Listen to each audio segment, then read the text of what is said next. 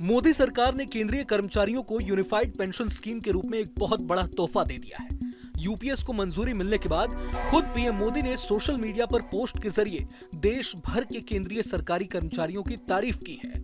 अब जब अगले साल 1 अप्रैल से देश भर में यूपीएस लागू हो जाएगा तो सवाल ये उठता है कि आखिर ये यूनिफाइड पेंशन स्कीम पुराने पेंशन से कितना अलग है, और सवाल ये भी कि यूपीएस में वो कौन सी कमियां हैं जो आज भी कर्मचारियों को पुराने पेंशन स्कीम की याद दिलाएगी। तो चलिए इस वीडियो में अंत तक बने रहिए ताकि हम आपको आसान और सरल भाषा में ओल्ड पेंशन स्कीम और यूनिफाइड पेंशन स्कीम के बीच का अंतर समझा सकें।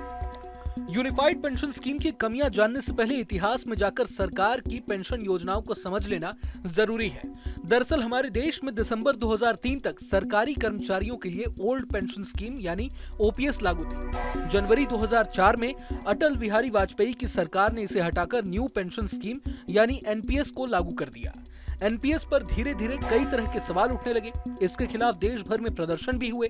मोदी सरकार ने 2023 में इन्हीं विरोध प्रदर्शनों को देखते हुए एक कमेटी बनाई। कमेटी ने न्यू पेंशन स्कीम में बदलाव के लिए कुछ सिफारिशें की, जिसके बाद 24 अगस्त 2024 को केंद्र सरकार ने यूपीएस यानी यूनिफाइड पेंशन स्कीम को मंजूरी दे दी।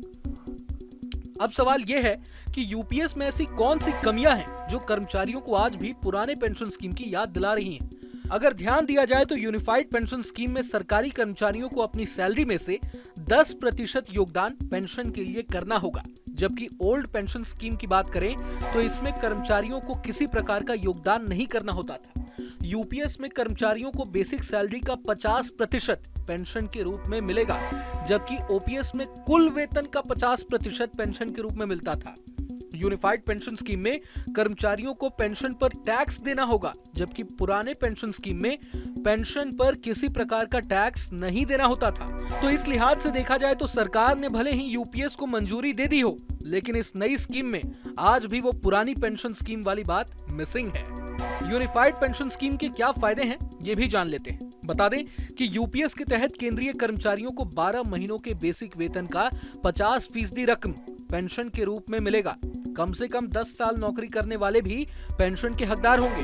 10 साल की नौकरी करने के बाद रिटायरमेंट लेने पर कम से कम 10,000 रुपए मिलेंगे।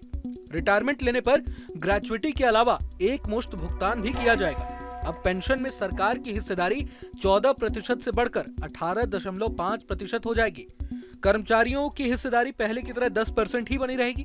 करीब 23 लाख केंद्रीय कर्मचारियों को इस स्कीम का डायरेक्ट फायदा मिल सकेगा। वहीं अगर ये स्कीम राज्यों में भी लागू होती है तो करीब 90 लाख कर्मचारी लाभान्वित होंगे।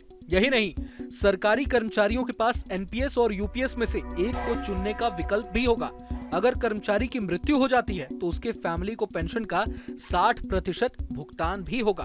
बता दें कि अब जब केंद्र सरकार ने यूनिफाइड पेंशन स्कीम को मंजूरी दे दी है तो कई राज्यों ने भी इसे मंजूरी देना शुरू कर दिया है, जिसमें महाराष्ट्र का नाम सबसे पहले आता है, जहां अगले कुछ ही महीनों में विधानसभा के चुनाव भी होने वाले हैं। अब इन सबके इतर विपक्ष का कहना है कि केंद्र सरकार ने यूपीएस को ऐसे समय में मंजूरी दी है जब 2 राज्यों में चुनाव की तारीखों का ऐलान हो चुका है। विपक्ष का आरोप है कि सरकार ने आचार संहिता का उल्लंघन किया है। हालांकि अब इस स्कीम को मंजूरी तो मिल ही गई है, जिससे देश भर के तमाम सरकारी कर्मचारियों में खुशी की लहर भी दौड़ पड़ी है। बहरहाल ये वीडियो आपको कैसा लगा हमें कमेंट बॉक्स में जरूर बताएं। अगर आपको ये वीडियो पसंद आए तो लाइक करें और चैनल को सब्सक्राइब करें। वहीं तमाम बड़ी खबरों के लिए देखते रहें न्यूज नेशन। न्यूज नेशन अब व्हाट्सएप पर खबरों के ताजा अपडेट के लिए न्यूज नेशन के इस क्यूआर कोड को स्कैन करें।